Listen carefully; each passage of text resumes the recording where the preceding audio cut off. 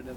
Yeah, moving forward, sort of the next phase in our work in Cherry Valley, we're calling the Cherry Valley Initiative, and this is really a package of shovel-ready projects and then planning projects that we'd like to see move forward in the future, and really kind of encompasses all of the flooding and salmon recovery and agricultural cross-benefit multi-purpose projects that are kind of in the works in Cherry Valley, which we're defining our project area as the area of Cherry Creek and Cherry Valley that's within the 100-year floodplain of the Snoqualmie. And this project consists of the work in Lower Cherry Creek that we described earlier, the lower channel restoration that's paired with the levee repairs and improvements upstream.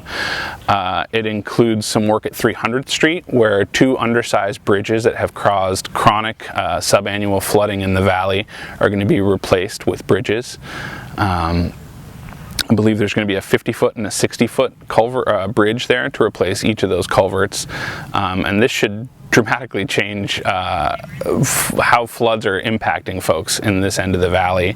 There are over 40 residences that are accessed via 300th Street and a number of businesses, and our models are showing that on average, in an average rain year, you can expect about 7 days of flooding over that roadway where it's closed. We had residents talking to us about having to get in rafts to get their kids to the school bus.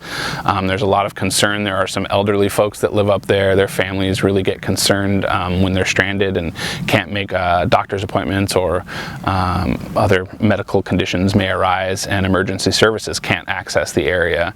I saw some video and some photos of fire trucks trying to access the site and being turned back by floods. So I think the 300th Street project is a real good example of where salmon recovery and salmon recovery projects can have meaningful impacts on a lot of people's lives. So there's the 300th Street component of the Cherry Valley Initiative, and then we also have the Cherry Valley Avulsion Fix. Now, we have not been taking the lead at all in that. That's been primarily taken care of by our project partners, the WID, the Watershed Improvement District, and they are working with landowners and an ecological consulting firm, engineering firm, to design multi-benefit solutions at this site, something that will help the landowners out and will get the flooding waters off of their driveway and out of farm fields, which is stranding fish, and back into the channel where it belongs, but that will give the channel a little bit more room to deposit sediments on the floodplain and to behave a little bit more like the alluvial fan system it is in that area.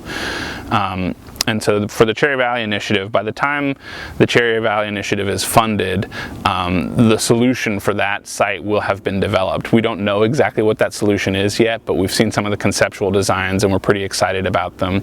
And so the thought is that the Cherry Valley Fund would have Cherry Valley Initiative would have matching funds that we could kick in to the eventual construction of the solution at the Avulsion site. And then there's one final component of the Cherry Valley Initiative, which is looking at the WDFW wildlife area. And this is more of a planning project, looking at the options for levee setbacks to open up the floodplain. Both the Diking District and a number of the landowners in the area have indicated that they would be willing to see the levee moved and set back, and the pump house moved and set back, because it could help improve agricultural operations by modernizing everything. At the same time, there could be a huge win for ecological restoration at the site, because we know that these lowland floodplain sites are just critical rearing habitats for juvenile salmon, and we don't have a lot of it left. And so any floodplain that we can open up there would be big, and it looks like the opportunity is for at least about 100 acres of floodplain that could potentially be opened at the site with a levee setback. And that would be really amazing and would dramatically increase the amount of rearing habitat available to fish in the valley.